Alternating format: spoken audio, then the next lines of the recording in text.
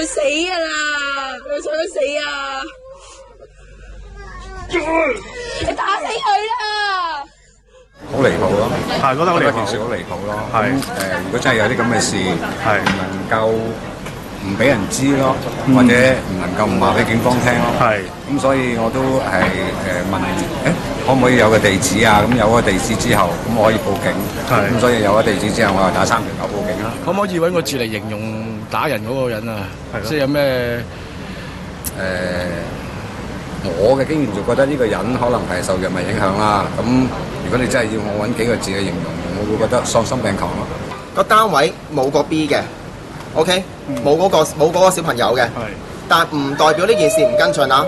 第二件事，警方喺上址附近揾到一位證人，會帶佢返警署稍後進行一個進一步嘅調查。唔係到底咩事啫？我咩講？唔好講啦，唔好講啦，唔該你落翻去啦，唔係我哋報警㗎嚇。你係苦主定係咩？落翻去啦，落翻去啦我。可能出入講嘢比較大聲啲，尤其是夜晚咯，半夜嗰陣時，或者可能3條閘嗰啲聲音大聲。你有冇聽過譬如有啲嗌交或者俾小朋友喊啊打嘅聲？都冇。因為咧，咁呢兩年都冇細路小朋友嘅聲傳聽到。